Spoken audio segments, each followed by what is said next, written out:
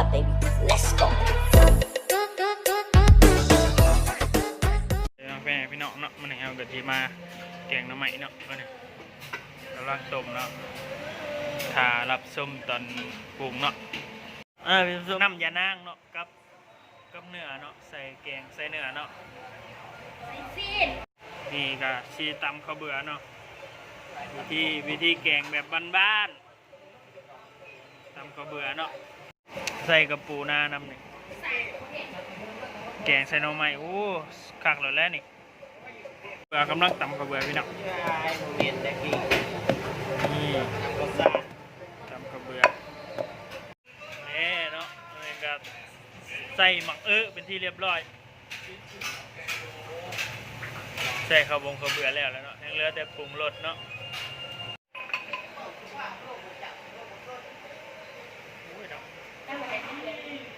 ใส่ปลาแดกแล้วเนาะ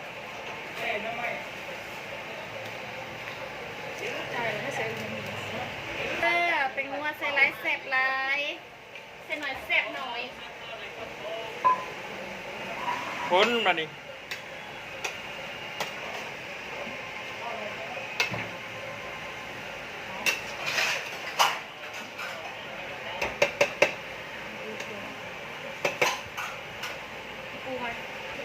ใส่กับปูหน้าน้ำนะของเสร็จบ้านนอกบ้านนาพี่น้องเลย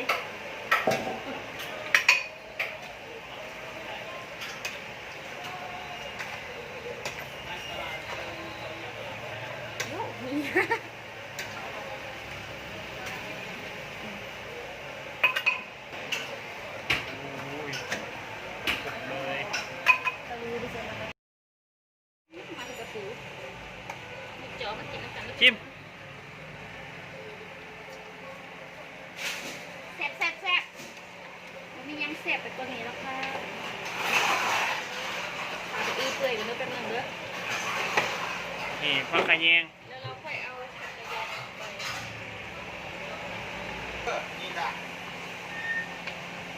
ใส่น้ำปลาลงไม่หนึ่งเปื่อยนะวะ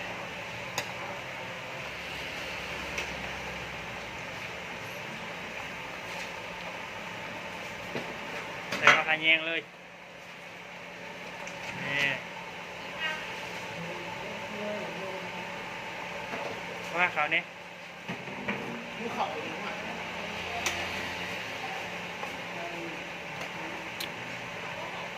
อุ้ยหอมผักกระแยงขนาด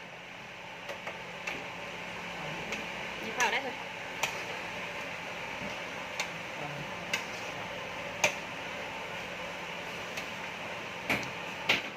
เรียบร้อยนะโต๊ะต้องมาซุกลายแบบนี้ก็ได้นี่เรียบร้อยแล้วเนาะนี่เซฟเอาไม่สบายดีพ่อแม่พี่น้องเนาะเอาไปที่มากินแกงมาใหม่แกงใหญ่เบิร์ทำน้ำใหญ่ติดมือมาเริ่มพี่น้องอะไรอย่างนั้นลงมือเลยเก่งนะลูกเด้อเขาเนี่ยไว้จะถ่ายหมดแล้ว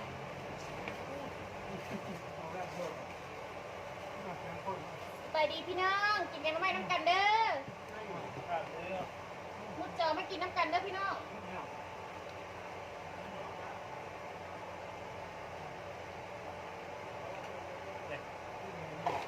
หมดแล้ว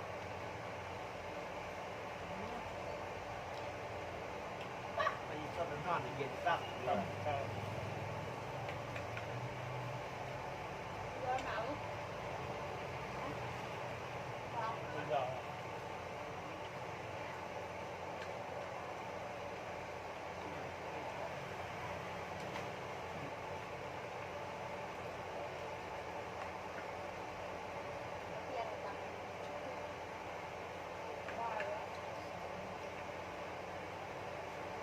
ต่อดู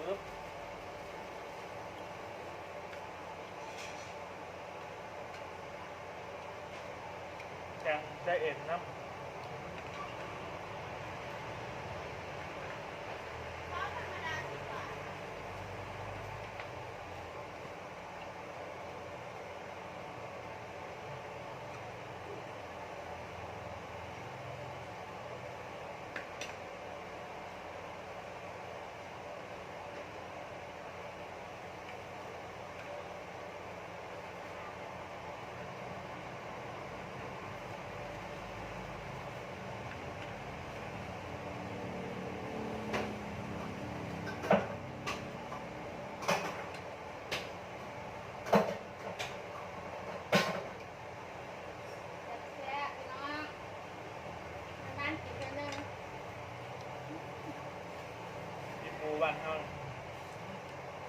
เอาปู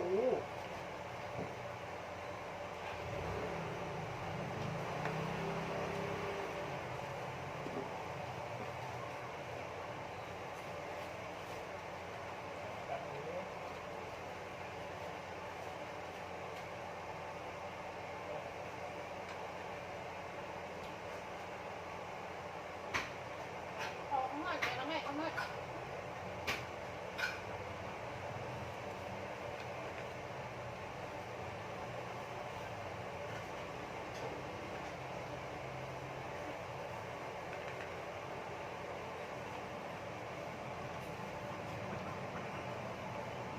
ว่าเอ็นเป็นไงเอาไหม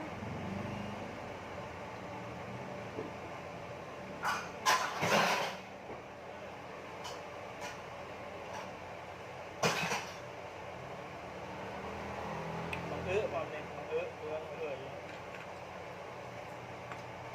ไปนี้เนาะเอาไม่ต้องชื่อดังบอกเพิ่งรู้ออก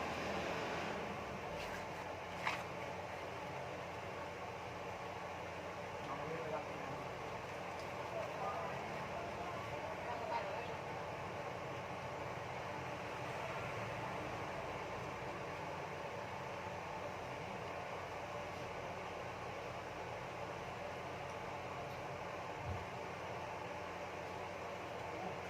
ว่าจะตอนทำไมก็เห็นเนาะ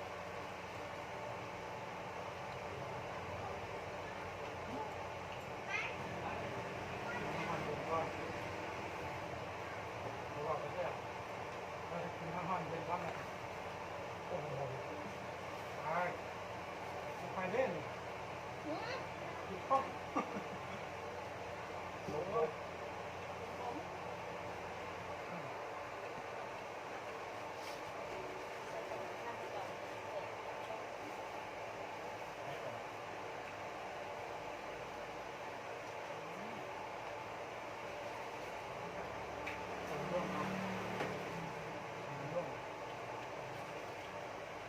เอาใส่รถนี่รู้แรงหน่อยตีกันนั่นกระปูนแล้ว กันมือจะเตียน เขาเดี๋ยวตีคอย เดี๋ยวหนักหัว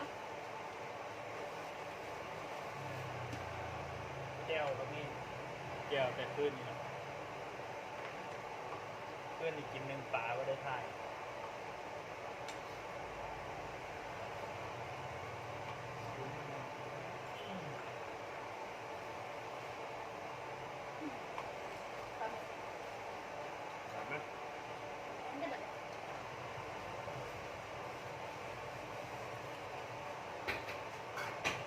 หน่อเลยแล้ว ใหญ่จะตื่นนี่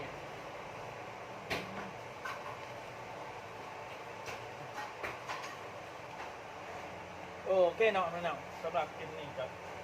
มันนั่งอย่างลูกไหม ขอตัวลาไปก่อนแล้วเนาะหนาพอกันไหมเนาะ Feel our melody.